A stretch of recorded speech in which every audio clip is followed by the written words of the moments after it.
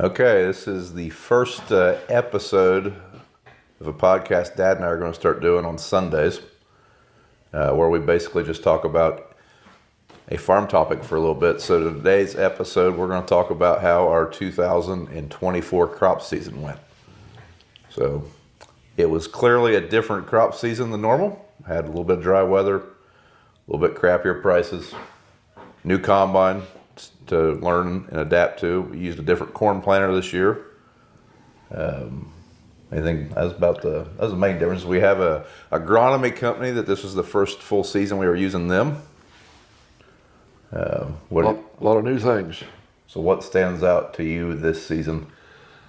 Well, we started off, it was kind of wet, just enough to hold from planting, and we got planted a little bit late, some of it. We were done on Memorial Day. Well, yeah, it was not real late, but we didn't get it planted all in April like we'd like to. But outside of that, it was, just didn't rain after that. When was the last time we got done planting in April? Oh, we used to get done, me and John used to get done. Corn planting in April, and usually beans by the 10th of May. I don't ever remember that. Well, I don't think you was around 30 years ago. I was around 30 years ago. I was 4. Well, you wasn't very big. Remember that 40 years ago. Yeah. But anyway, it's just them years. So overall, our crop yield, we were down 30 to 40 bushel on our corn yield versus our average, and our bean yield we were down 20 to 30 bushel. So that's just kind of speaks a little bit about how dry the year was. We really did not get any measurable rain from mid-August all the way through October, which kind of really killed any hope of a decent bean crop we had. Until then, I thought we were going to have pretty decent beans. At that point, we pretty well knew our corn crop was kind of hurt, but didn't really happen for us. These were the worst double crops I think I've ever been a part of harvesting. What about you? Yeah, last year wasn't real good, but I can remember when we first started planting double crops. 7 or 8, 9 bushel. I thought, man, that ain't worth it. Then they started getting a little better, and so yeah, you'll have years done next year. Hopefully it's different, but I don't know. There might be another dry year. Hopefully not. We need a lot of subsoil moisture. I know that because it's dry in the subsoil. I guess we should say that when we say double crops, we're planting beans after our wheat in July. Until the last 2 years, we had been averaging 35 to 40 pretty consistently. But the last 2 years, they've just progressively got worse. Last year, I think we averaged 17 or 18, which it's still profitable at that point. I mean, you're always kind of looking at double crops as a bonus crop. But this year, I bet we didn't average much over 10, if that. It was pretty bad. But a couple of fields we had with along the creek bed and heavier soil, and it was good, 30, 31. Yeah. But there was just a few acres. Not enough acres. But it didn't seem like harvest. I guess we never got done double crops till late, but the rest of it was done pretty good. We could have done better, but yeah, so our double crops this year, we actually didn't finish those till December, which I did not think would happen. I thought for sure, we all did, that we would be done first week of November, last week of October. And we were pretty close to that, other than when it started raining finally, it rained most of November. But the main challenge that we had this year for getting done was our double crops had a lot of volunteer wheat in them. That's the first I've ever seen that. And I know I've seen some comments that we didn't have our combine set. And I don't think that was the case because everybody's double crop wheat fields in the area. yeah, everybody's was like that. Yeah, it just never come until we got that late rain, and boy, it really started growing. Yeah, normally we would get a rain in July, and that volunteer wheat would have sprouted. We would have post-sprayed those fields, and we wouldn't have to worry about it. They're usually fairly clean when we go into harvest because there's so much shade and whatnot by the time the stuff's growing. When I sprayed it there, that was the first week of August, so there wasn't any wheat in it hardly. I didn't know you sprayed them. I thought you didn't spray them. Oh yeah, we sprayed a list of them. Yeah, I sprayed them all, but they was pretty clean. But boy, when we got that rain there. So speaking of dry weather, how does this year's dry weather compare to? I mean, Dad's 74 years old. He's been farming his whole life. You've seen some droughts before. How does this compare to what you've seen in the past? Oh, I don't know. 88 was dry for us. Before that, we had some dry years, but 99 was probably the worst year, I think. We still had cattle, didn't have any hay, so we sold the cattle. Our equipment was getting old. It was dry. I can remember over there, that farm over there, the big farm over in the river bottoms, I think we had 12 bushel beans and 50 bushel corn or less. That one field make 35. 12 was dry. I don't remember. It wasn't. I don't think it was quite that dry though. But Did you say 99 yet? 99. Yeah, that was our worst year that I can remember. So this year was bad, but we still actually averaged a fairly decent corn yield for all things considered. But we still had really dry weather. Do you think that is timely rains when we needed them? Hybrid progression, just progression of hybrids being so much better? What do you think caused that? I hate to say it, but I think hybrids are a little better because, the beans aren't as, like the corn and the beans weren't as good. According to our weather station, we had 7 inches of rain from the time that we planted until the time that we harvested, or until the time that crop was dead. And for our sandier soils here, that's bad. And it was only like a tenth, 2/10, half inch at the most, and it was gone in the next day. That was hurt. We never got no very good soakers. Then it was hot and dry. This is the hottest summer I can remember in a while. It was hot. So in our part of the world, we are in southern Ohio, and we will have some pretty hot days. I mean, it'll get up to close to 100, and we usually have very high humidity with that. This year, it was so dry, it wasn't even humid. It was 95 degrees, and it didn't even really feel all that hot because there's no humidity.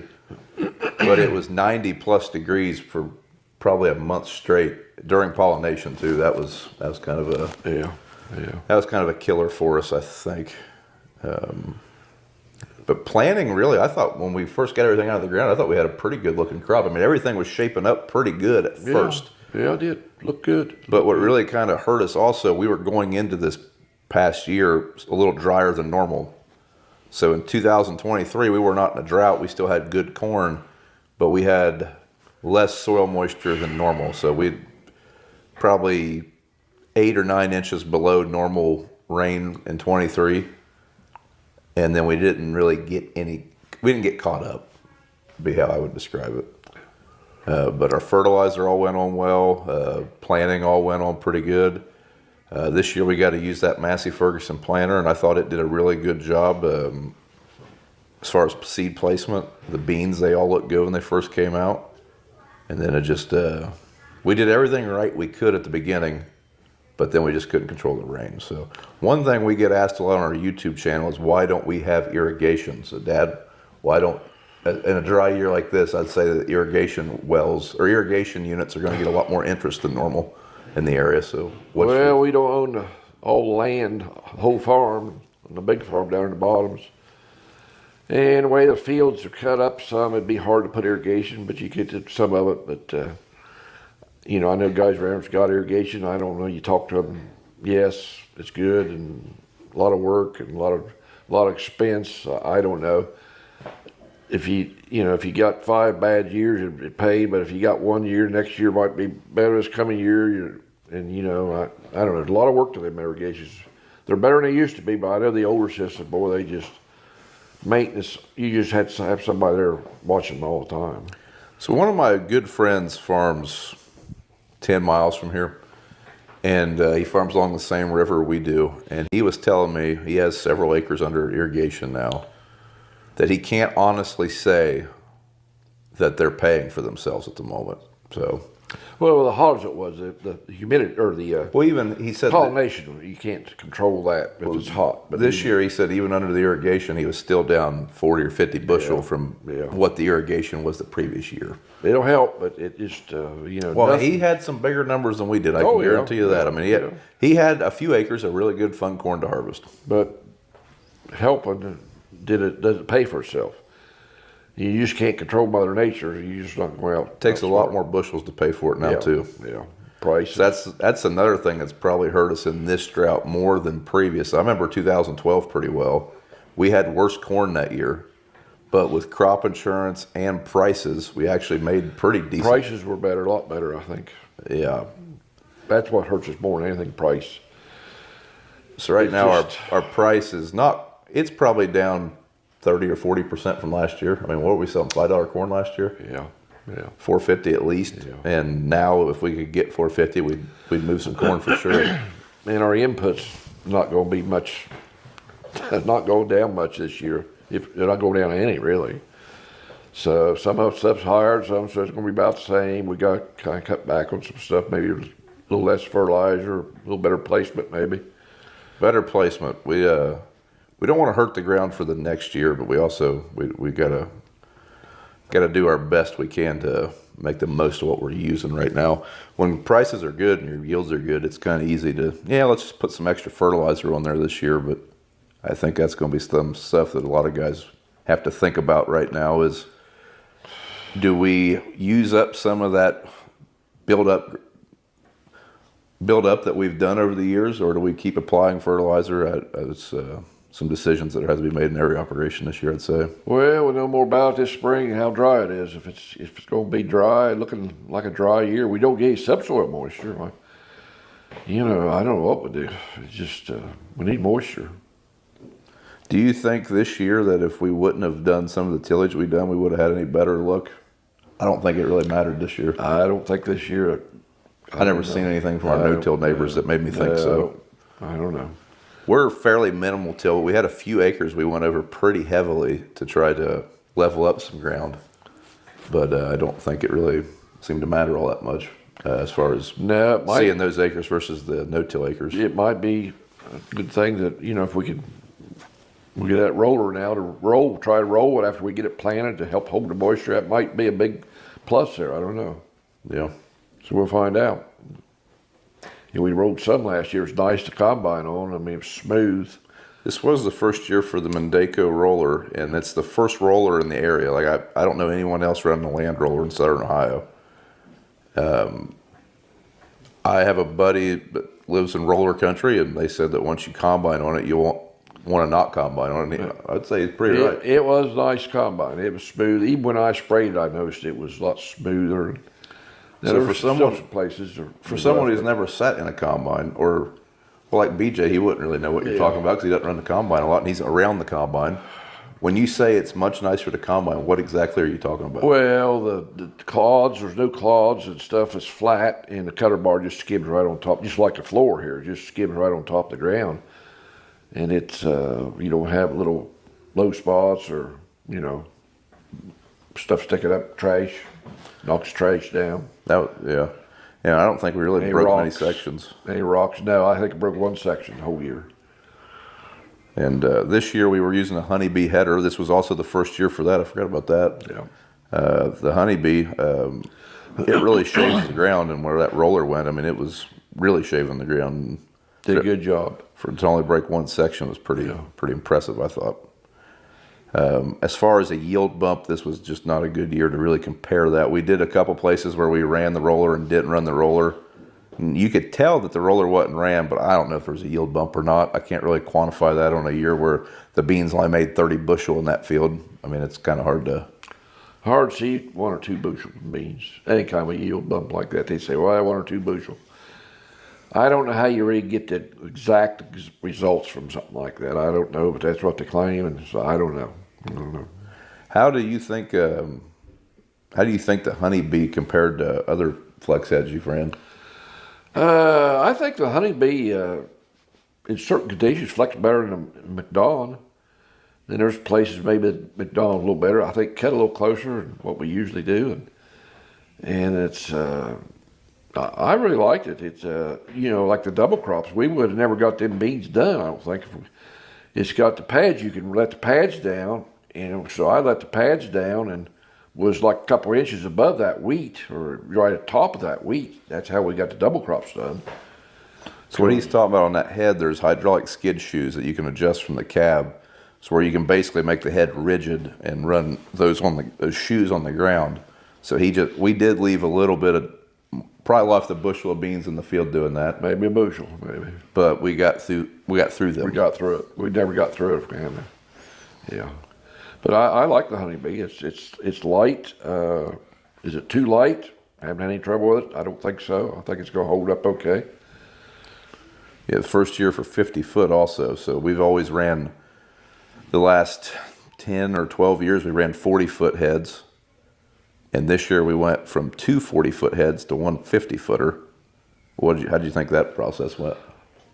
Better than I thought. Really better than I thought. Like I say, the honeybee, it went down in them. It flexed good. There's places that didn't, and you'd have to come back and get some of it. But I was really surprised going, 50 foot over it. And, 10 foot makes a big difference in the combine handled it good. Well, the 10 foot made a difference. We were also running a lot faster. We could run a little faster. We actually had power this time. Yeah, the combine did good. So that was probably our fault. But before, we'd always put 40-foot heads on Class 7 machines. And when the beans were good and dead, it didn't matter that much. But we could never run faster than our cutter bars until we ran the cutter bars so long they were just dull. And there's a couple things we found out. We could speed that cutter bar up. It would help a little bit. And we found out later on. And so there was just some learning curves. Yeah, learning curves. Any new machinery, you got learning curves. The combine was a learning curve. And this year, everything happened so fast. When everything got ready, we really waited too long. We probably should have started harvest a little sooner, but there wasn't. It seems like every other fall we'll run for a while, then we'll get rained out, and then we'll work on something or tinker with something. This year, outside of that hurricane that came, and Hurricane Helene hit up here into September, we never had a rain day until we were done with corn and trying to finish up double crops. So yeah, we just run every day. There really wasn't a lot of time to think about or try to see if we could tinker with something or adjust something. We were just go, it seemed like. But I was impressed with how much quicker we got through the beans, going from 2 combines to 1, and how much more that streamlined everything. Like I had the double crop beans after we ran wheat this summer. I had the double crop beans planted maybe an hour after they got done with the wheat. Normally I would have been running a combine and BJ would have been planting the beans, and we wouldn't have had a grain cart for the combines, and we'd have been a few days, 3 days, 4 days later with the double crops. And then in the fall when we were planting wheat, usually I plant the wheat and run a combine before. And this year, I was right behind you guys, and everything was it was a lot nicer having that extra person freed up from a machine. When you have 2 combines, you kind of feel like to make the most of them, they need to be doing something. And our operation, it just wasn't working out that well. So I think that was a good move so far. Yeah, I think so. So far it has been. It'd been nice sometime maybe run a few beans while we was doing corn. I do think we probably would have got the double crops done before the corn. Yeah. But if we would have done it again, we would have quit running corn and went and ran those double crops in October. But it's just hindsight's 2020. You don't know about the weather, the way that's just hindsight. And if you don't look at the weather now, we probably wouldn't have traded combines the way things are now. We'd kept the Gleaner and the Lexicon and run both live another year or two. Yeah. The way prices are, or if we knew it was going to be a dry year, but you don't know that farming. That's the way farming is. Every year is different. Yeah, it's hard to plan for what might be. You kind of just have to look at your situation at the moment and do your best. That's one question I would get sometimes is why did we trade the Gleaner? Yeah, why did we trade the Gleaner? Well, I know why we traded it, but what's your thought? Well, I like the Gleaner. I still like the Gleaner. It's a smaller machine now, but it'd been nice if we could kept the Gleaner. But no more we got out of the cloth, we should have kept it probably because we'd put a lot of money in it. We still got one of the heads left. We finally got rid of the draper head. We still got the corn head left.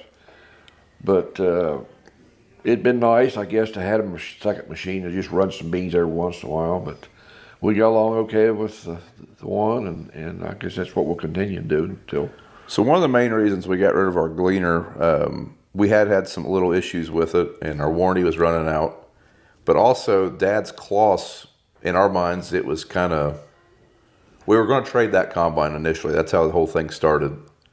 Well, by the time we were going to trade that combine, we were going to have to finance that trade, and it was going to be quite a bit. And that's when we kind of got to thinking, well, maybe we should just have one combine payment and one big combine. And that's kind of how that started. Yeah, combines, just close to $1 million or over some of them, and it's just crazy. No, that's the list price, and I don't even know why people publish list prices. But I think people get hung up on those big numbers. They are super expensive, don't get me wrong. they're over 500,000, that's for sure. But you get the heads. The heads are $100,000 or more. Well, I know everyone always talks about X9 combines being $1 million. Well, you're probably going to buy that combine for 20% less than that. Don't get me wrong, 800 grand's a lot of money, but it's not $1 million. But it takes a lot of bushels to pay for them. It does, yeah. A lot of bushels. Yeah, it's pretty crazy how much machinery has inflated. And it kind of seems like it went up in COVID and it has yet to come down.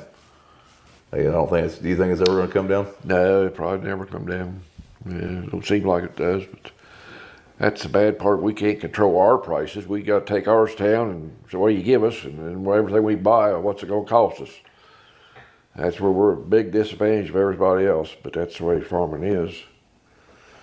I know the government's going to give us some handouts, I guess, but I think we'd be better off, every farmer would be better off if the government was completely out of it. But that'll never happen. I can understand why it can't happen. But we could control our own, I guess if we could control the markets, we could get whatever we wanted, but we can't. So they predict the markets, and where they predict them out of Chicago Board of Trade is right down the road from them. That's the best ground in the country. So, Illinois, Iowa, Wisconsin. You know, their bumper crops over all the time, big yields, and we don't have that every place else. So all they had to do is say the bumper crop and the prices drop. See, I don't think when it's all over this later on, it's the crops out there now. I don't think we had it this year overall. South America's in there too, so that hurts our prices. Yeah. But that's farming. That's the way it is. How would you rate the 2024 season like over your career? I mean, is this one going to be a memorable one, or do you think in a few years it'll just be another year? Oh, I think it'll be just another year. I mean, farming, you got to take the good with the bad. You know, I think it'll be another year. Now, if we have another dry year this coming year, you know, two in 1 year, that'd be hard to take. I mean, 2 in a row. 2 in a row, it'd be hard to take. Yeah. But we'll survive some way. Always have. Yeah. I mean, all the other ones that stand out to you have always been droughts, right? Do you ever remember any of the good years? Oh, yeah.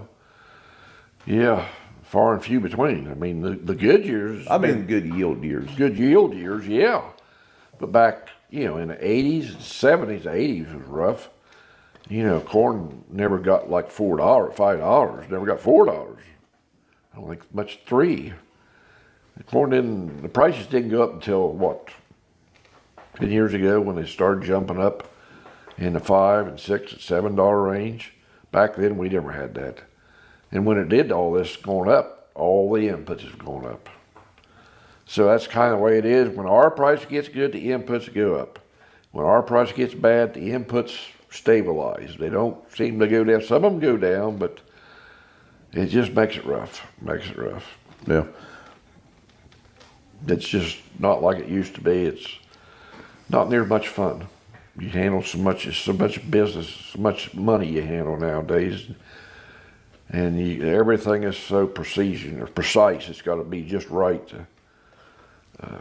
So when you say more fun, back in the 70s and 80s, were you guys... Oh, 80s weren't fun. 80s weren't fun. Interest rates were God through the... Okay, well, the 70s, you'd have been... 70s were better, but... So the 70s, you'd have been in your 20s. Yeah. I don't remember how big the farm would have been at that point, but probably around 1,000 acres. Oh, no, we didn't farm that many You had acres. Morsons then, and... Well, we didn't farm that many acres, I don't think. 800, 900. Well, at that time frame... If that.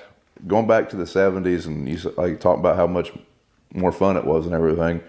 At that point, were you doing much paperwork or anything like that? Or was nothing more like one of pizza box? Yeah, pizza box or something, or on a scratch paper, figure out what... Throw your receipts in a box and look at them later? There you go. That's what we did. We did keep records like we did. Kept yield some, you know, and what things kind of yielded. I kept a little notebook with me, and I still got them notebooks down there. That's how I kept track of stuff, how many acres we had, where about fertilized, what the yields were. That's kind of how I did it. Yeah. Well, I always kept a few records, had to keep some, know where he's at. Yeah, fast forward to 2024. Oh, it's changed. My goodness. Yeah. But I think we have a lot better handle on everything now that records are a little bit more important.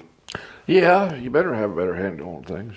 Well, like you said, you're risking a lot more money just putting a crop out. If you don't have a good handle on where you are financially, you can really. Is it. We don't have to go to Vegas to gamble. We gamble every day. Well, I would say every entrepreneur is making gambles, though. I mean, like I know farming is like for us, it's what we know, but I'd say anybody that's an entrepreneur is gambling. No.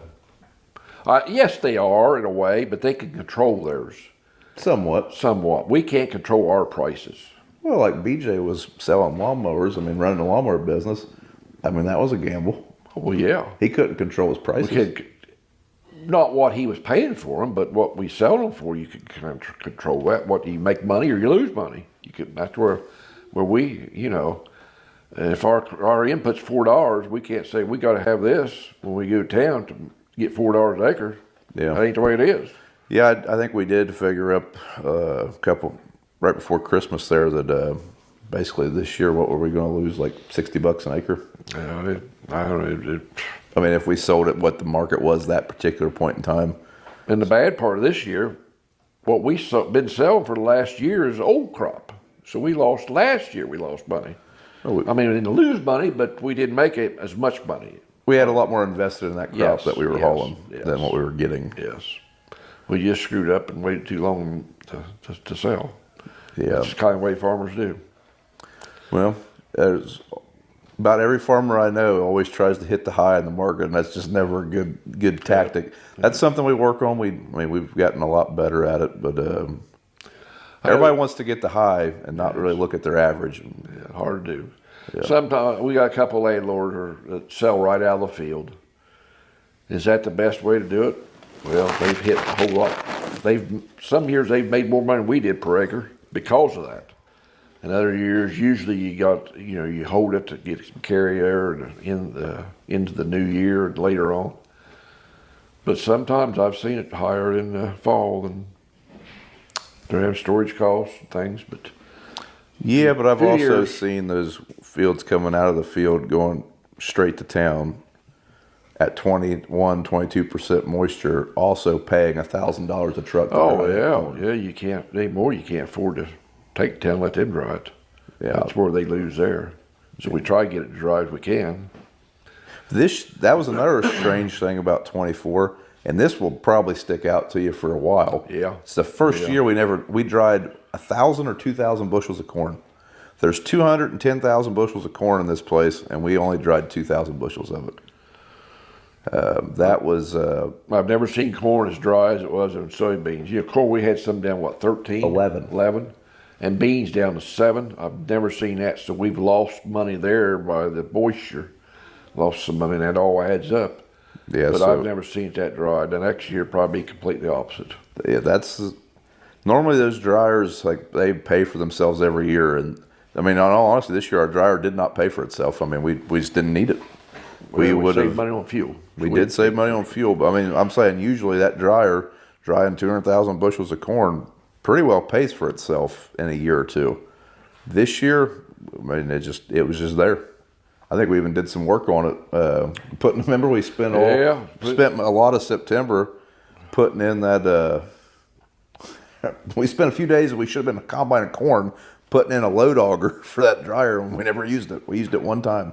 Yeah, but you just never know about stuff like that. I would have never dreamed that we had 11% corn. We did find out that when your combine is rated to hold 485 bushel, it is not rated for 485 bushels of 11% corn. Nope, it could get down to about 380 or so. About it, because it runs like water. It just runs like water. And those 7% beans, I remember the beans we ran before the hurricane. We did pick up moisture from that rain and the hurricane. I think most of the beans after that were 9%. But before that, you could see bean fields sprouting in every field you drive by around here. You could see the beans sprouting after that hurricane. And at first I thought, man, they really had their combine throwing beans out. And then I looked at the fields. We had a couple like it too. We had one field that had some 30-inch beans in it, and I remember looking down that field, and those beans looked like they were planted. The volunteer beans, you could tell exactly where the cutter bar hit those bean stems and shattered everything out of it, or shattered a bushel or two out of every bean, or per acre at least. Yeah, everybody's fields were being corn too. But really, we didn't have the butt shelling like I thought we would. No, we didn't. For that dry corn. It was surprising, dry as it was. I don't know if it's because there was so much fodder because it just died. I think that kind of helped keep it protected from hitting the metal. So we did have a lot of fluffy. Took a lot of fodder and down corn and we didn't even talk about that after the hurricane. All the corn was down. We only had a few fields that were flat, but every field had spots of down corn, and that really did slow us down quite a bit. Had to be dry because we couldn't do nothing when it was wet. You couldn't do nothing. Yeah, we went from running 110 to 125 acres of corn in a day pretty easily, and going home at 7 o'clock. To, we still had some big days, but nothing like we were before the hurricane. It slowed us down. It did slow us down, but then we got the head set and then the reel. I put on the gearing off reel on the head. It helped.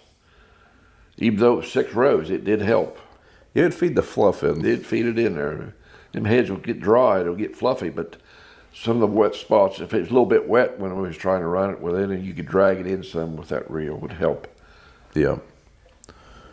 But, well, folks, that is going to be the end of this podcast. This isn't going to be a 2-3 hour podcast. We're going to try to keep it around 30 minutes, and it's going to be on every Sunday. So next week, tune in, and we'll talk about farm subsidies, everyone's favorite topic. Oh, boy. Can't wait to hear Dad's opinion on that.